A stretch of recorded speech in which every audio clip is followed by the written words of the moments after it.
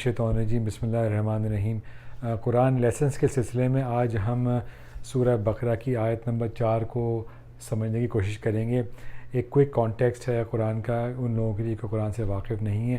قرآن ایک وہ کتاب ہے جو کہ مسلمان کثیر تعداد میں پڑھتے ہیں، اور صرف مسلمان ہی نہیں بلکہ غیر مسلم بھی اس کو شوق سے پڑھتے ہیں۔ قرآن میں ٹوٹل 114 صورتیں ہیں، اور آج ہم سورہ بقرہ کی آیت نمبر 4 کو پڑھنے کی کوشش کریں گے۔ سورہ بقرہ میں ٹوٹل 286 آیات ہیں۔ آیت نمبر 4 میں جانے سے پہلے ہم ایک کوئک ریویو کر لیں کہ آخر میں ہم نے پچھلی 3 آیات میں کیا سیکھا یا سمجھا تھا۔ تو پچھلی 3 آیات میں جو خلاصہ ہے وہ یہ ہے کہ ہم نے یہ کہا تھا کہ قرآن ایک وہ کتاب ہے جس میں کوئی شک نہیں، اور یہ ان لوگوں کو ہدایت دیتی جو اس کی ہدایت کو حاصل کرنے کے قابل ہوں یا لائق ہوں، جن کو ہم متقین کہتے ہیں۔ متقین کی ڈیفینیشن کیا ہے؟ یہ وہ لوگ ہیں جو کہ نماز قائم کرتے ہیں، آخرت پر یقین رکھتے ہیں، غیب کی تمام چیزوں پر یقین رکھتے ہیں، اور جو مال اللہ تعالیٰ نے ان کو دیا اس میں سے خوش دلی کے ساتھ خرچ کرتے ہیں۔ متقین کی فردر ڈیفینیشنز جو ہیں وہ آیت نمبر 4 میں ڈیفائن کی گئی ہیں۔ آیت نمبر 4 جو بیسیکلی وہ یہ ہے کہ وَالَّذِينَ يُؤْمِنُونَ بِمَا أُنزِلَ إِلَيْكَ وما انزل من قبلک وبالآخرۃ هم یوقنون، یعنی یہ ان تمام کتابوں پر یہ قرآن پر اور ان تمام کتابوں پہ جو قرآن سے پہلے نازل کی گئی ہیں ان پر بھی یقین رکھتے ہیں اور آخرت پر بھی یقین رکھتے ہیں۔ سو بیسیکلی 2 پوائنٹس ہیں، وحی پر ایمان اور آخرت پر ایمان۔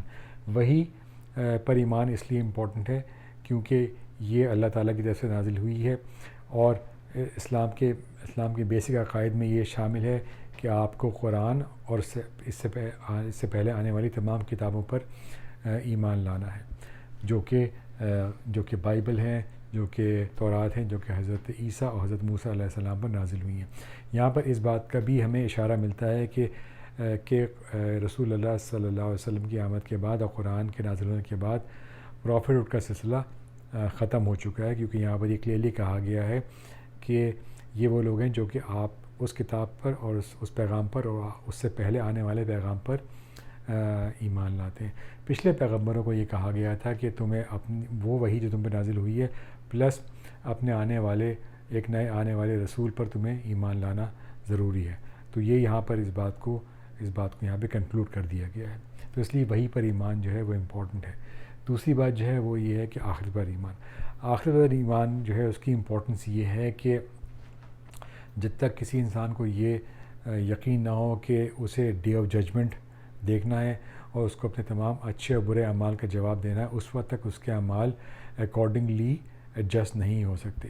اس کی سمپل اگزامپل اس طرح ہے کہ اگر آپ کوئی سلیبس پڑھ رہے ہوں یا آپ کوئی کلاس لے رہے ہوں اور آپ کو اس بات کا یقین ہو کہ اس سیشن کے اینڈ میں نہ آپ کا کوئز ہوگا، نہ آپ کا ایگزام ہوگا، نہ آپ جج کیے جائیں گے، تو آپ کا اٹینشن اسپین ڈفرینٹ ہوگا بنسبت اس کے کہ آپ کو کہا جائے کہ اس کے اینڈ پر آپ کا کوئز ہوگا، آپ کا ایگزام ہوگا، and you will actually be judged.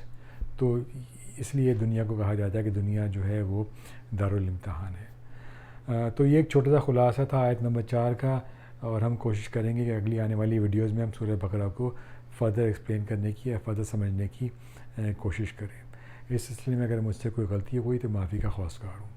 السلام علیکم ورحمۃ اللہ وبرکاتہ۔